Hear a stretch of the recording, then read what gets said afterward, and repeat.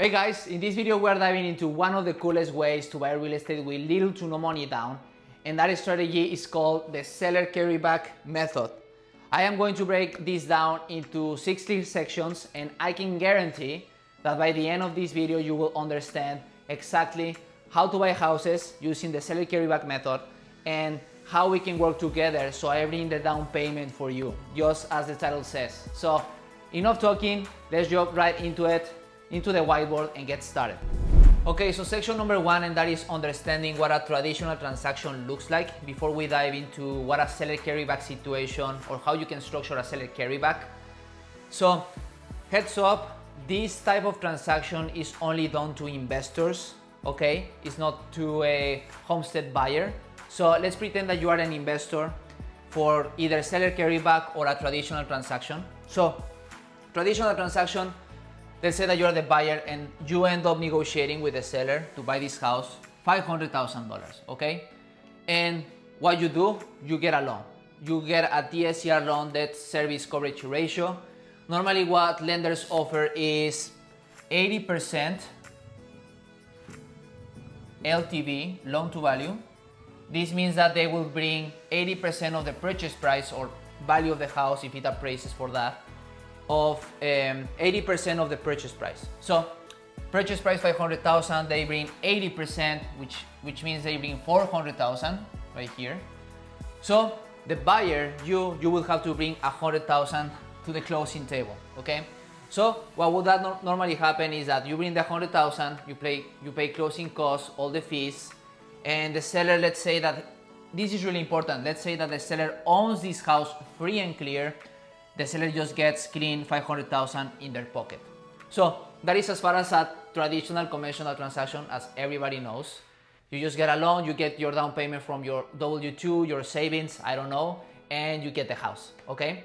So that is traditional transaction. Let's move on to section number 2. Okay, so section number 2, and that is what is a seller carryback, or what does a seller carryback structure or situation looks like, right? As a lot of people like to call it. So before I go into what a seller carryback looks like or when it happens during the transaction, I want to tell you and I want you to understand what equity is, okay? So equity is what the seller gets in their pocket at closing, after paying all the fees and paying everyone involved in the transaction, okay?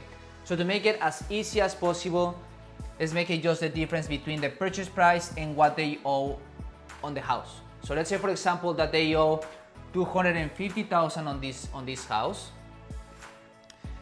Purchase price 500,000 minus the 250, that is 250,000 in equity. Okay. Everything else is the same. You as the buyer are coming in with a DSCR loan, which is gonna bring 400,000, 80% LTV.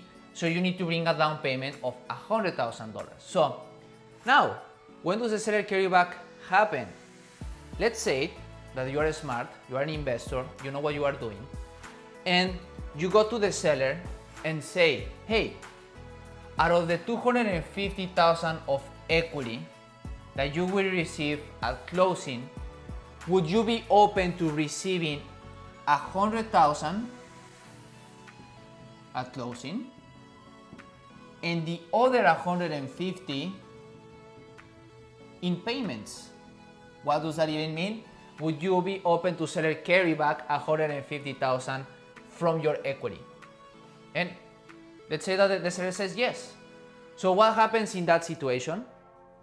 Let's add up the numbers, so bear with me for a second. So purchase price 500,000, the DSCR is gonna bring 400,000. So again, out of the 400,000, you need to pay all the 250. Now the seller agreed to receive 100,000.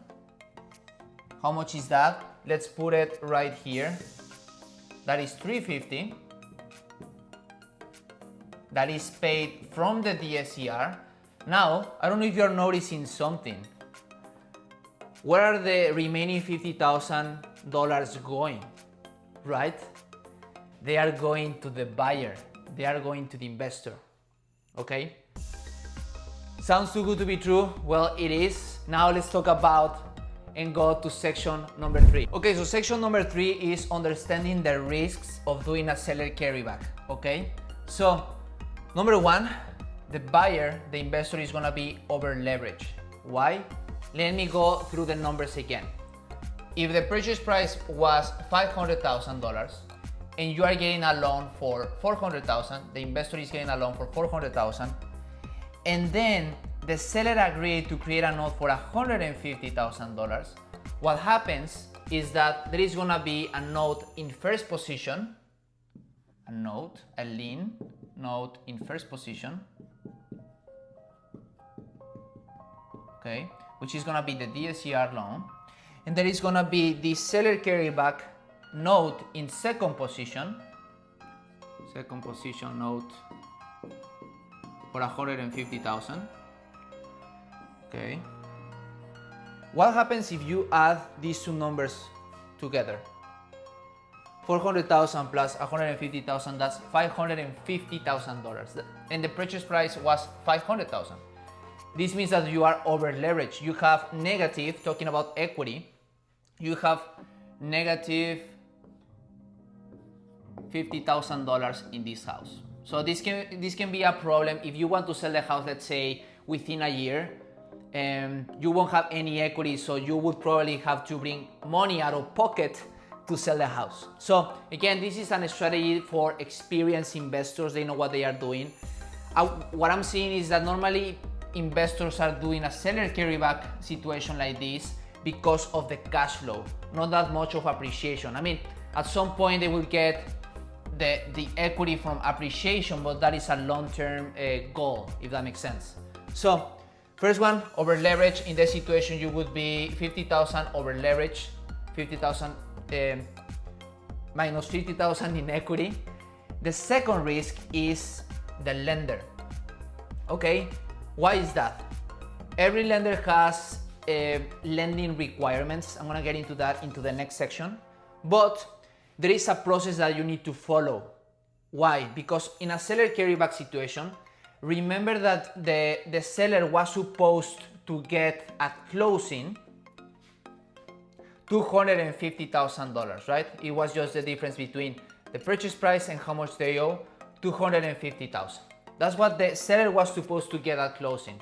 But you agree with the seller to, out of the $250,000, just only receive $100,000 and receive payments, seller carryback, for $150,000. So you need to be careful. You need to know the process and how to communicate with the lender, with the title company, all of that stuff. Because what happens is that two transactions happen on this situation. The first transaction is everything is okay with the DSCR lender, you close it, and once you close it with the DSCR, a second transaction happens right away to create this note for $150,000. Okay, so for there, I'm gonna leave it there. Let me know if that makes sense. And this would happen, the second note creation would happen on the second leg of the transaction, if that makes sense. So let's move on to section number 4 to talk about the lender and what the lending requirements. Okay, so this is gonna be a short section. In section number 4, it's what do lenders require or what do they ask for on transactions like this. Number 1 is sourcing. What that means is that they ask and they want to know where is the money coming from. Sometimes they are okay that the money is coming from a transactional lender, and sometimes they don't.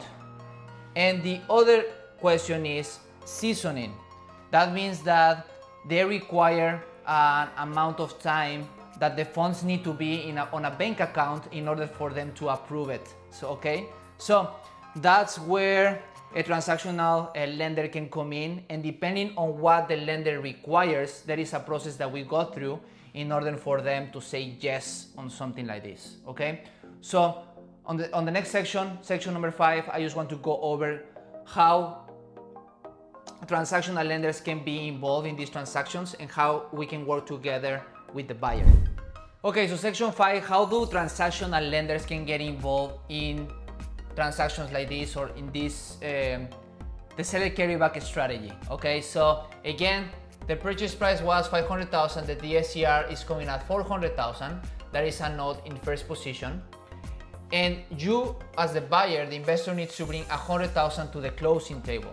Okay, so as a transactional lender, I can come in with the 100,000 to the table plus my fee plus closing costs and all of that is gonna end up being, I don't know, $105,000. Okay, 105,000. What does this mean?